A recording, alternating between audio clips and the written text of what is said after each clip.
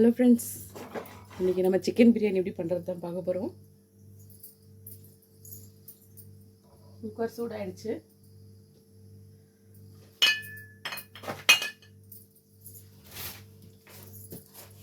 நம்ம இதில் கடலெண்ணெய் சேர்த்துக்கலாம்.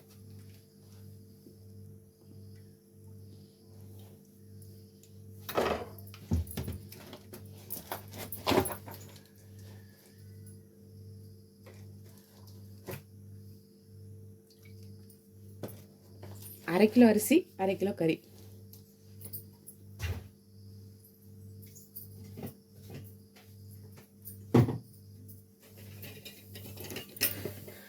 எண்ணெயும் சூடாயிடுச்சு.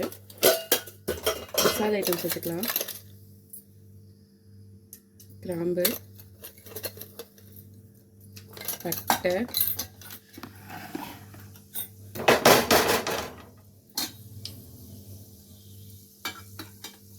சோம்பு,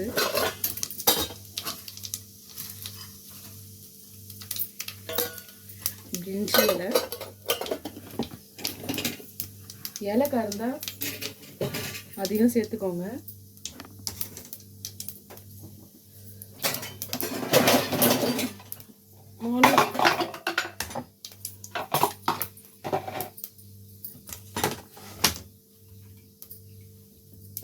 ஆனியன் கட் பண்ணி இது மார்னிங் இல்லை, மதியம் லஞ்சுக்காக மார்னிங் ப்ரிப்பேர் பண்ணுறோம் பிரியாணி. பையனுக்கு 7:30 பஸ்ஸு. அதான் அவசர அவசரமாக கட் பண்ணிட்டு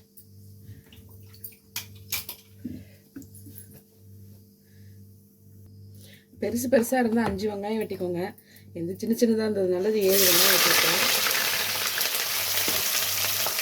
எண்ணெய் நல்லா வதங்கினதும் இஞ்சி பூண்டு பேஸ்ட் சேர்க்கணும். சாரி, வெங்காயம் நல்லா வதங்கட்டும். பார்த்தீங்களா, தெரியுதா? வெங்காயம் கொஞ்சம் வதங்குது. இந்த டைமில் வந்து இஞ்சி பூண்டு பேஸ்ட்டு சேர்த்துக்கலாம்.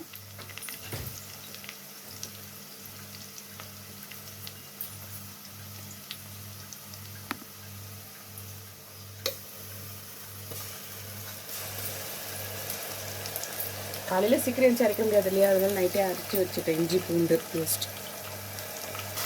பையனுக்கு பிரியாணி, பொண்ணுக்கு சிறுபருப்பு சாம்பார், முட்டை பொடி மாசு. சிறுபருப்பு சாம்பாருக்கு பருப்பு ஊற வச்சுட்டேன். ஊற வச்சு தண்ணி ஊற்றி அடுப்பில் வச்சுருக்கேன் கழுவிட்டு. அதில் வந்து வெங்காயம் சேர்த்துக்கலாம். எங்கள் வெங்காயம் வந்து ரொம்ப சின்ன சின்னதாக இருக்குது, அதனால தான் நான் 2-3 போடுறேன். பெருசாக இருந்துச்சுன்னா நீங்கள் 1 போட்டாலே போதும். 2-3 சேர்க்க வேண்டாம். பெருசாக இருந்ததுன்னா 1. இது வந்து ரொம்ப குட்டியாக இருக்குது, அதான் ஒரு 3 போடுறேன். அப்புறம் பூண்டு,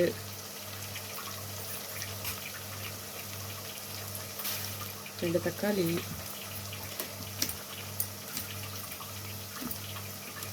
அதே மாதிரி தான். பெருசாக இருந்தால் நீங்கள் 1 தக்காளி போட்டாலே போதும்.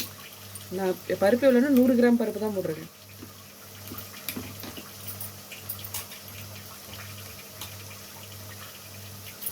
கத்திரிக்காய் கட் பண்ணி போட்டுப்போம். இஞ்சி பூண்டு பாருங்கள் நல்லா வதங்கிடுச்சா. இது கூட ஆக்சுவலாக வெங்காயம் போடும்போது கூட போட்டுக்கணும். ஒரு 4 பச்சை மிளகா. காரம் கம்மியாக இருந்துச்சுன்னா ஒரு 5 சேர்த்துக்கோங்க.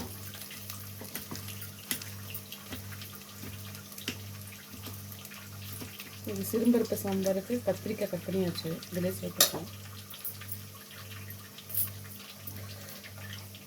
கூட கொஞ்சம் மஞ்சள் தூள். அது நல்லா வேகட்டும், வெந்துட்டு இருக்கட்டும். இது வந்து பாருங்கள், அடி பிடிக்குதுன்னு ஃபீல் பண்ணாதீங்க. இது டைமில் நம்ம தக்காளி சேர்த்தோம்னா அந்த அடி பிடிச்சது எல்லாமே வந்து வந்துடும் பாருங்கள், எதுவுமே ஒட்டாது.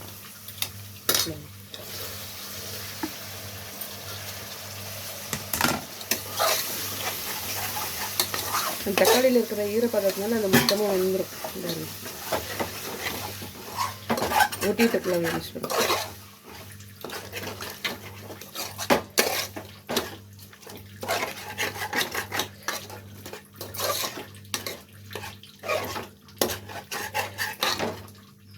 தக்காளி சீக்கிரம் வதங்கணும்னா கொஞ்சோண்டு கல்லுப்பு கொஞ்சமாக சேர்த்தாலே போதும். இந்த வதங்கும் போது லைட்டாக அப்படியே தூவி சும்மா கொஞ்சம். ஏற்கனவே பிரியாணி அரிசி வந்து எடுத்து ஊற வச்சுட்டேன். நல்லா கழுவிட்டு முதல்ல கழுவிட்டு ஊற வைக்கணும். ஊற வச்சுட்டு கழுவினா அரிசியெல்லாம் வந்து நல்லா உடஞ்சிடும். நான் வந்து சீரக சம்பா அரிசி யூஸ் பண்ணுறேன். எங்கள் வீட்டுக்காருக்கு அதான் பிடிக்கும். சீரக சம்பா அரிசின்னு ரொம்ப பிடிக்கும். எனக்கு பிரியாணி அரிசி தான் பிடிக்கும், பாஸ்மதி ரைஸ். தக்காளி கொஞ்சம் வதங்கியிருக்கு. இது கூட வந்து நம்ம சிக்கன் சேர்த்துப்போம்.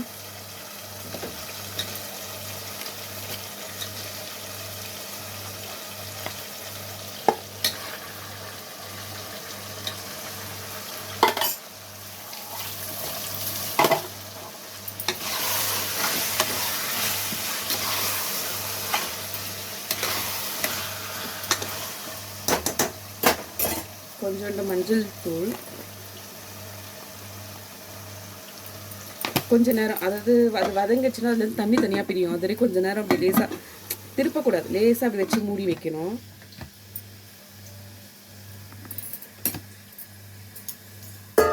வேற பாத்திரத்தில் பாத்திரம் யோசிக்காதீங்க. அவசரத்தில் சின்ன பாத்திரத்தில் வச்சேன். இப்போ பொங்குச்சுன்னா கீழெல்லாம் ஊற்று. அதனால பெரிய பாத்திரம் கொஞ்சம் பெரிய பாத்திரத்தில் இருக்கு.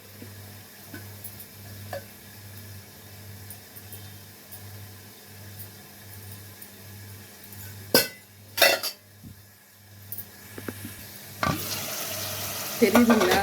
தண்ணி ஒரு பக்கம் திரியுது பாருங்க. தண்ணி தள்ள தள்ள தண்ணி கொதிக்கிது பாருங்க. சிக்கனாக இருக்கட்டும் மட்டனாக இருக்கட்டும் ரெண்டுமே வந்து கொஞ்சம்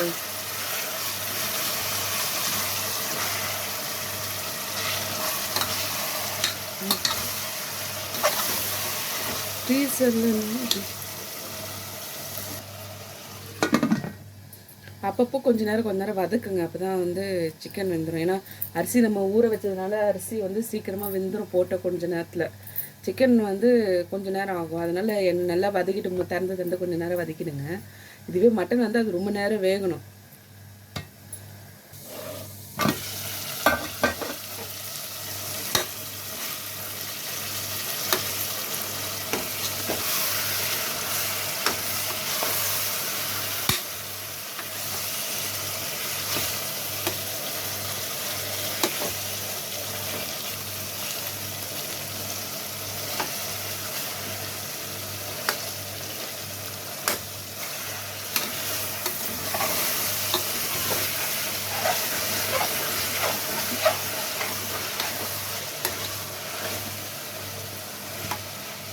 இந்த டைமுக்கு தேவையான அளவு மிளகாய் தூள் சேர்த்துக்கலாம். இது வெறும் சில்லி பவுடர் தான். ஏற்கனவே வந்து நம்ம பச்சை மிளகாய் சேர்த்ததுனால கொஞ்சமாக போடலாம். இது குட்டி ஸ்பூன் தான், கொஞ்சமாக சேர்த்துட்டேன். ஏற்கனவே நம்ம வந்து பச்சை மிளகாய் போட்டிருக்கோம். நம்ம மட்டும் அள்ளி போட்டோம்னா அது இது வந்து வெறும் மிளகாய் தூள் அப்படின்றதுனால நல்லா காரமாக இருக்கும். தேவையான அளவு உப்பு சேர்த்துக்கலாம்.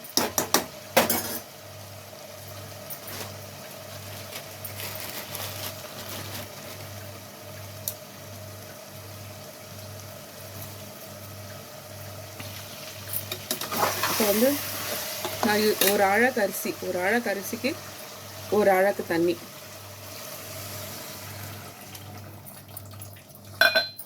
அரிசி வந்து நல்லா ஊறிச்சுனா தான் ஒரு அழகு. இல்லை அரைகுறையாக தான் ஊறி இருக்குது அப்படின்னா நீங்கள் இன்னொரு அழகு தண்ணி சேர்க்கணும். 2 அழகு ஊற்றினா தான் கரெக்டாக இருக்கும். அரிசி முன்னாடியே ஊற வச்சதுனால நல்லா ஊறிடுச்சு. அதனால தான் ஒரு அழகு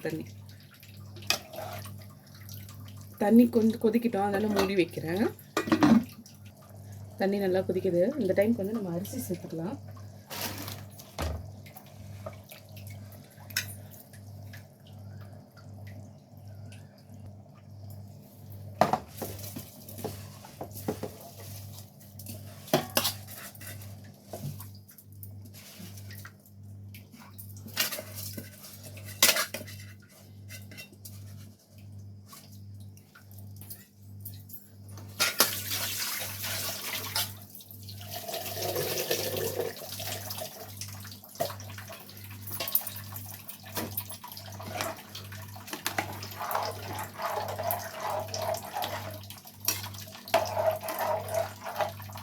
இப்போ உப்பு திட்டமாக இருக்கான்னு செக் பண்ணிக்கோங்க. திட்டமாக இருக்குது, லைட்டாக கறிக்கிறதுனா ரொம்ப அதிகமாக இருக்கக்கூடாது, ரொம்ப கம்மியாக இருக்கக்கூடாது. சாதம் வந்து வெந்துருச்சுன்னா அந்த உப்பு கறிக்கிற மாதிரி இருந்தால் சாதம் வெந்துருச்சுன்னா பிரியாணிக்கு கரெக்டாக இருக்கும். இங்கே பார்த்தீங்கன்னா கொதிக்குது.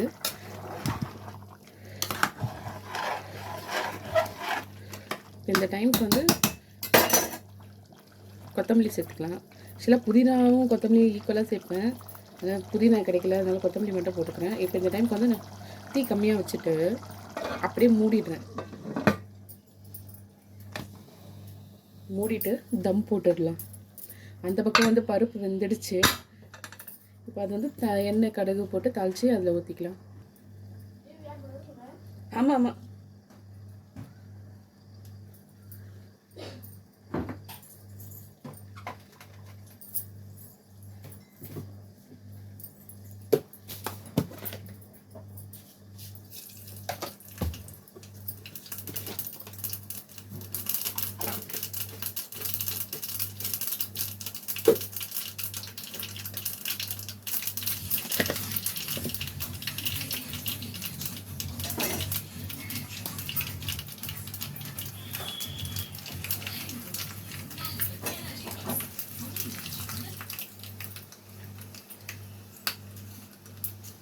கூடவே கொஞ்சம் பெருங்காயம் சேர்த்துக்கலாம்.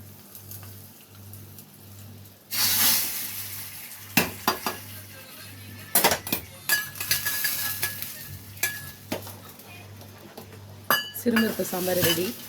இது வந்து தம் போட்டிருக்கேன். ஒரு விசில் வந்ததும் பிரியாணி ரெடி ஆகிடும். விசில் வந்துடுச்சு. தம் போடுற வரைக்கும் கொஞ்ச நேரம் மூடி வைப்போம். பார்த்தீங்களா, தம் போயிடுச்சு.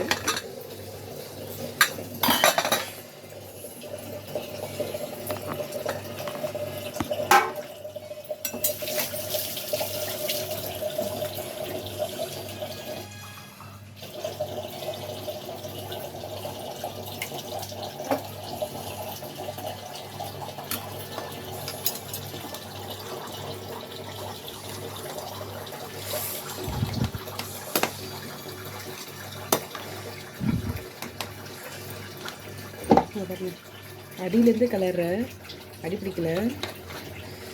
நல்லா கிளறி விட்டுட்டு இந்த டைமுக்கு நீங்கள் ஹாட் பாக்ஸ் மாற்றி வச்சுட்டிங்கன்னா அது உங்களுக்கு சூடாகவே இருக்கும் மதியம் வரைக்கும்.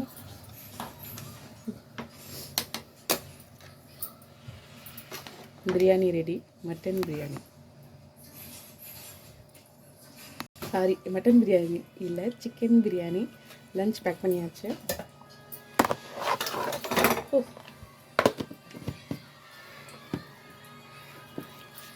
திரு இந்த லஞ்ச்